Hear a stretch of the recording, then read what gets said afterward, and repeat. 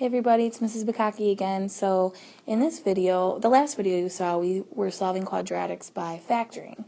This time there's kind of a little bit of a shorter method when there is no b term, and you'll know what I'm talking about when we see our example. So we're going to solve by taking the square root. Here's my first example. 5x squared minus 180 equals 0. So I'm missing that x term, my b term. When that happens, sometimes it's easier to just take the square root. In order to do that, we need to get it in the form of ax squared equals c. Okay? So basically all that means is I want my squared term on the left and my c term on the right.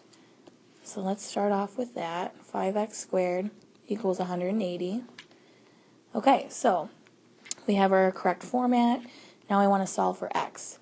And just like solving for linear equations or inequalities, we want to isolate our x variable.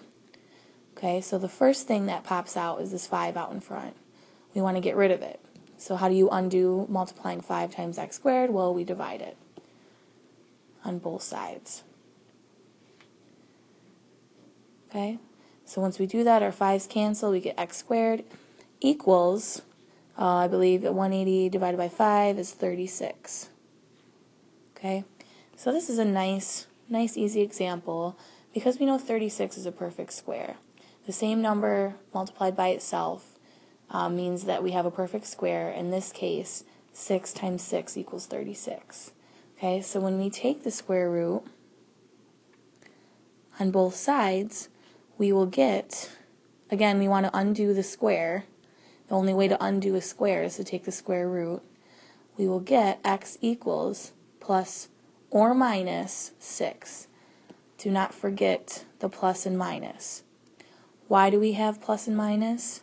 Well, negative 6 times negative 6 is 36, right? Two negatives make a positive, and 6 times 6 is 36.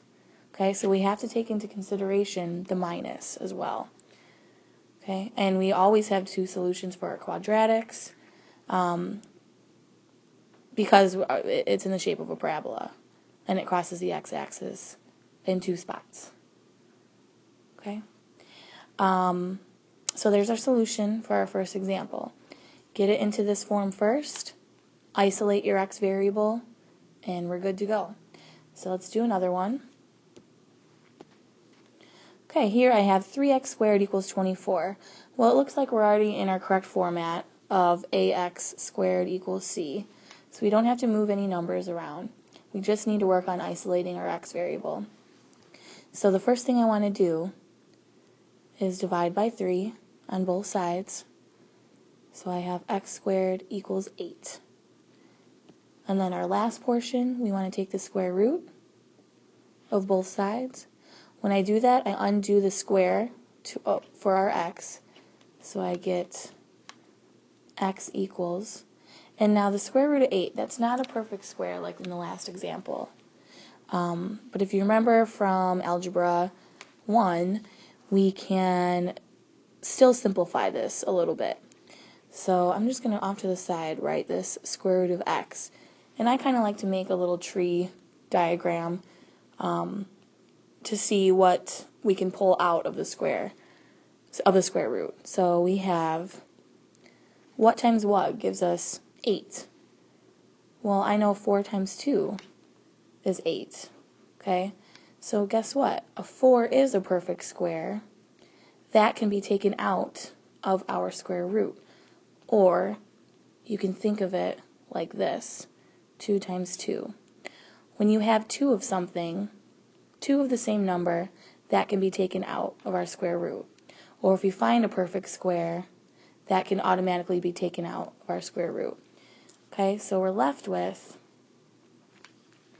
the square root of 4 is 2, and we're left with this last 2 here, so it's 2 root 2. Okay, so maybe an easier way to represent that, again, there's a couple different methods. Since we know that 4 times 2 is 8, we can think of it as the square root of 4 times the square root of 2. Okay, that's automatically a perfect square. Square root of 2 can't be simplified any further, So that would be 2 root 2. Whatever method you prefer is fine. Okay? So when we take the square root, we have to take into consideration our positive and negative answer, and it will be 2 root 2. And we're done. Alright guys, we'll work more on this in class. Talk to you later.